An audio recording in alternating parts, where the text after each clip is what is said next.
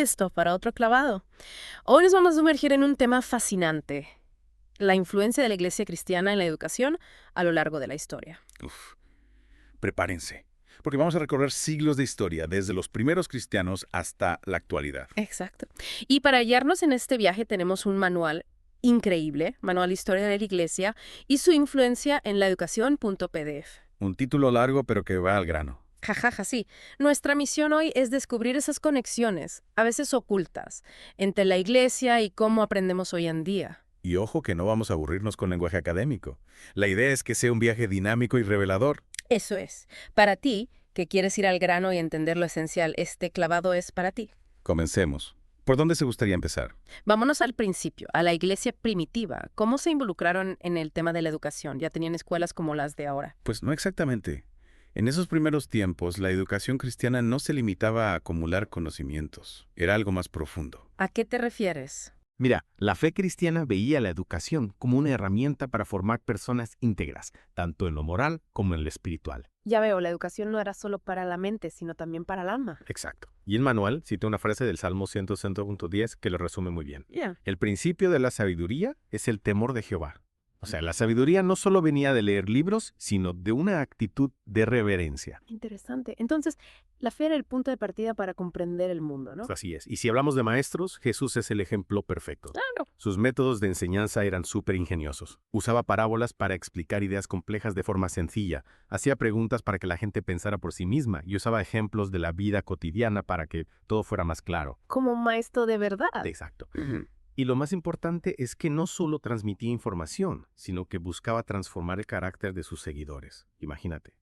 Aprendizaje práctico y acompañamiento personal hace 2000 años. Impresionante. De hecho, Lucas 4.32 dice que la gente se asombraba de su enseñanza porque hablaba con autoridad. O sea, no era un maestro cualquiera. Pero cheta. Y fíjate que este enfoque de Jesús, el uso de historias y ejemplos, nos recuerda la importancia del aprendizaje activo, algo que hoy en día se está redescubriendo en la educación. Es increíble cómo las ideas de hace tanto tiempo siguen siendo relevantes. Totalmente. Y bueno, después de Jesús, los apóstoles continuaron con esta labor. ¿Cómo lo hicieron para seguir enseñando sin Jesús presente? Pues se enfocaron en transmitir la doctrina cristiana para que todos creyeran lo mismo y la iglesia creciera unida. O sea, mantener la unidad a través de una enseñanza común. Exactamente. Hechos 2.32 dice que los primeros cristianos se dedicaban a la enseñanza de los apóstoles. Entendieron que si cada quien interpretaba las cosas a su manera, la unidad se rompería. Tiene sentido. Por eso, crearon credos y declaraciones de fe para establecer una base doctrinal sólida. Y esto sigue siendo importantísimo hoy en día para cualquier proceso de aprendizaje. Si no hay marco claro, cada quien puede llegar a conclusiones muy diferentes. Totalmente de acuerdo. Sin una base sólida es como construir un edificio sobre arena. Exactamente. Y hablando de construir, ¿cómo crees que se daba la educación en esos primeros tiempos? Pues me imagino que no había grandes escuelas ni universidades. No, todavía no. El manual nos dice que la educación cristiana primitiva se daba principalmente en las casas y en las reuniones donde se leían las escrituras en voz alta. Qué interesante, aprendiendo juntos en comunidad. Sí, y también surgió la catequesis, una forma más estructurada de enseñar los principios básicos de la fe. Algo así como un curso básico de cristianismo. Era como poner los cimientos para luego construir algo más grande. Y esa idea de una enseñanza bíblica organizada sigue siendo clave hoy en día. Claro, para que la gente realmente comprenda su fe. Exactamente. Y bueno, de esas reuniones en casas y la lectura de las escrituras, damos un salto en el tiempo a la Edad Media. ¿Qué te imaginas cuando piensas en la Edad Media y la educación? Pues me vienen a la mente imágenes de monjes en monasterios rodeados de libros antiguos. No vas desencaminado. En la Edad Media, los monasterios se convirtieron en centros de conocimiento. ¿En serio? Sí. Los monjes se dedicaban a copiar manuscritos a mano, tanto de la Biblia como de filosofía y otras áreas del saber. Un trabajo titánico. Imagínate la paciencia y la dedicación que eso requería. El manual cita 1 Juan 3.18, que habla de amar de hecho y en verdad, y lo relaciona con esa entrega al conocimiento. O sea, que no solo copiaban por copiar, sino que había un amor por el saber detrás de todo eso. Exactamente. Y además, esos monasterios fueron los precursores de las universidades. ¿De verdad? Sí. La disciplina y el rigor con que estudiaban las escrituras sentaron las bases para la búsqueda del conocimiento en las universidades. Entonces, si no fuera por esos monjes, a lo mejor no tendríamos universidades hoy en día. ¿Quién sabe? Y fíjate que la disciplina que ellos tenían en el estudio de las escrituras nos recuerda la importancia de la disciplina en cualquier área del aprendizaje. ¿Cierto? Sin disciplina es difícil avanzar en cualquier cosa. Totalmente. Claro. Y bueno, de los monasterios pasamos a las universidades. ¿Cómo crees que se dio esa transición? Pues, no sé. ¿Acaso la iglesia tuvo algo que ver en eso? Sí. La Iglesia jugó un papel fundamental en la fundación de universidades importantes como las de París y Oxford. Increíble. Sí. Y la materia principal era la teología, claro, pero también se estudiaba derecho, medicina y las artes liberales. Un plan de estudios bastante completo. Y aquí entra en juego la escolástica, un método de enseñanza promovido por la Iglesia que buscaba unir la razón y la fe. Razón y fe. A veces parecen conceptos opuestos. Pues la escolástica buscaba unirlos. ¿Cómo? Imagínate la escolástica como una forma estructurada de investigar la teología, usando la lógica y la razón para analizar las creencias cristianas. Tomás de Aquino es un gran ejemplo de esto. La escolástica fomentó el debate, la investigación y la organización del conocimiento. Y fíjate que esa conexión entre la fe y la razón sigue siendo relevante en la educación cristiana de hoy. Es cierto, no se trata de creer ciegamente, sino de usar la razón para profundizar en la fe. Exactamente. Y bueno, después de la Edad Media, llega un momento de grandes cambios, la Reforma Protestante. La Reforma. Un momento crucial en la historia de la Iglesia. ¿Cómo afectó a la educación? La Reforma fue un terremoto que lo cambió todo, incluyendo la educación. ¿En serio? ¿Sí? Martín Lutero, uno de los líderes de la Reforma, fue un gran defensor de la educación pública basada en la lectura de la Biblia. Interesante. Lutero creía que cada persona debía poder leer e interpretar la Biblia por sí misma. ¿Y cómo se lograría eso? Pues había que traducir la Biblia a las lenguas que la gente común hablaba. Claro, para que todos pudieran entenderla. Exacto. Y esto impulsó la alfabetización. Mucha gente aprendió a leer y escribir para poder leer la Biblia en su propio idioma. ¡Qué gran impacto! La idea era que la fe no dependiera de un intermediario, sino de la relación directa de cada persona con las Escrituras. Y fíjate que este énfasis en la lectura individual de la Biblia tuvo un impacto enorme en la democratización del conocimiento. Es cierto. Y bueno, la Reforma no solo impulsó la lectura de la Biblia, sino que también, ¿qué más? Impulsó la creación de muchas escuelas protestantes. Claro. Estas escuelas se enfocaban en enseñar valores cristianos tanto a niños como a adultos.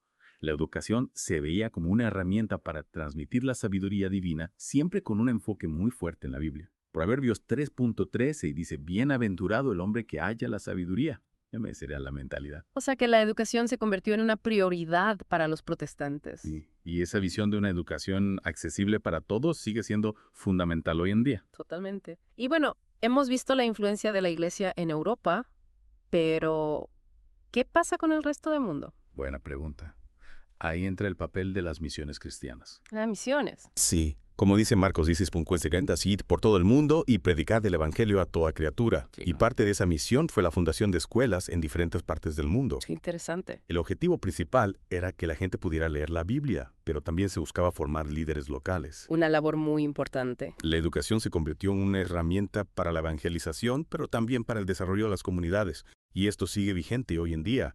Muchas organizaciones cristianas trabajan en la educación en comunidades vulnerables alrededor del mundo. Una labor admirable. Y aparte de las misiones, hubo otras influencias de la iglesia en la educación a nivel global. Sí. La Reforma, por ejemplo, tuvo un impacto más amplio al promover la idea de que la educación pública debería ser obligatoria y basada en principios cristianos. Vaya. Y en América Latina, durante la época colonial, la Iglesia Católica jugó un papel muy importante. ¿En serio? Sí. Órdenes religiosas como los jesuitas y los dominicos fundaron colegios y universidades para formar a los líderes de la época. Increíble. Proverbios 3.1 dice, hijo mío, no te olvides de mi ley. Y eso refleja el espíritu de la época. Ya veo. ¿Y después? ¿Qué pasó? Pues con el crecimiento de las iglesias evangélicas en Latinoamérica en el siglo XX, se abrieron muchas escuelas y universidades con un enfoque en los valores bíblicos y el desarrollo integral de las personas. Como lo menciona Juan 1.9. Exacto. Y hoy en día sigue siendo importante expandir una educación evangélica de calidad, con buenos niveles académicos y valores cristianos bien definidos. Totalmente. Y bueno, hemos visto cómo la iglesia ha influido en la educación a lo largo de la historia, pero ¿qué desafíos enfrenta la educación cristiana en el mundo actual? Muchos. La secularización, por ejemplo, ha llevado a una mayor separación entre la iglesia y el Estado, lo que significa que la enseñanza cristiana tiene menos espacio en las escuelas públicas. Entiendo. 1 Corintios 3.19 dice que la sabiduría de este mundo es necedad ante Dios, y eso se refleja en cómo la ética cristiana ha sido reemplazada por el relativismo moral en muchos casos. Sí, el relativismo moral es un gran desafío. Isaías 5.20 nos advierte sobre llamar bueno lo malo y malo lo bueno. Y eso es lo que vemos hoy en día. Es cierto. Si no hay una brújula moral, ¿cómo sabemos qué camino tomar? Exacto. Y ante esta situación es crucial fortalecer la educación cristiana a las familias y las iglesias y buscar formas creativas de transmitir los valores bíblicos. Totalmente de acuerdo. Y aparte del relativismo moral, ¿qué otros desafíos enfrenta la educación cristiana? Pues otro gran desafío es la falta de interés en la formación religiosa. Con tanta tecnología y entretenimiento, la Biblia a veces queda relegada. Amos 8.11 habla de una sed no de pan, sino de escuchar la palabra de Jehová. Y exacto. Y también vemos que en algunas iglesias ya no se le da tanta importancia a la teología. Es una pena. Además, necesitamos más maestros cristianos bien preparados, tanto en el conocimiento de la Biblia como en la pedagogía. Como dice 2 Timoteo 2.2. Exactamente. Entonces, con todos estos desafíos, ¿por qué sigue siendo importante la relación entre la fe y la educación? Porque desde el Antiguo Testamento vemos un énfasis en la enseñanza de la palabra de Dios a las nuevas generaciones. Deuteronomio 6.67 nos dice que debemos tener estas palabras en nuestro corazón y enseñárselas a nuestros hijos. Exacto. Y Jesús mismo nos dio un modelo de enseñanza relacional y formación integral de discípulos. Como lo vemos en Lucas 4.32. La Biblia sigue siendo la base de conocimiento y la sabiduría para los cristianos, moldeando nuestro carácter y nuestros valores. 2 Timoteo 3.16 lo afirma claramente. Además, la Biblia nos ayuda a pensar críticamente y analizar las ideas del mundo a la luz de nuestra fe. Un Tesalonicenses 5.21 nos exhorta a examinarlo todo. Y no olvidemos la labor de las escuelas monásticas y la reforma en la promoción del conocimiento y la lectura de la Biblia. Todo esto nos muestra una profunda y duradera conexión entre la fe y la educación. Un recorrido increíble por la historia. Y para terminar, ¿qué oportunidades ves para la educación cristiana en el futuro? Las oportunidades son muchas, especialmente con la tecnología. Podemos usar plataformas en línea, cursos virtuales y bibliotecas digitales para llegar a más personas. Como una especie de monasterios digitales. Exacto. Y la educación híbrida, que combina lo presencial y lo virtual, ofrece mucha flexibilidad. Adaptarse a los nuevos tiempos. Sí, pero lo más importante es formar líderes y maestros cristianos bien preparados para enfrentar los desafíos actuales. Como dice 2 Timoteo 2.2. Las iglesias deben priorizar la educación cristiana y ofrecer recursos para la formación de líderes. Como se lamenta en Oseas 4.6 por la falta de conocimiento. Y en un mundo cada vez más secular, es crucial mantener nuestra identidad cristiana y enseñar la Biblia con solidez. Romanos 12.2 nos llama a no conformarnos al mundo actual. Y finalmente, la educación cristiana tiene el poder de transformar la sociedad. Formando estudiantes con valores cristianos para que impacten al mundo. Como nos invita Mateo 5.14, a hacer luz en el mundo. ¡Wow! Hemos explorado cómo la Iglesia ha sido una fuerza impulsora en la educación durante siglos, desde sus inicios hasta la actualidad. Queda claro que la historia de la Iglesia y la búsqueda del conocimiento y la formación de valores están íntimamente ligadas. Totalmente. Y esto nos lleva a una pregunta para reflexionar. ¿Cómo pueden los métodos de enseñanza cristianos adaptarse aún más a las nuevas tecnologías y la diversidad del mundo sin perder sus principios fundamentales? ¿Qué nuevos monasterios o movimientos de reforma surgirán en la era digital para continuar este legado de aprendizaje basado en la fe? Ahí te la dejamos. Gracias por acompañarnos en este clavado. Hasta la próxima.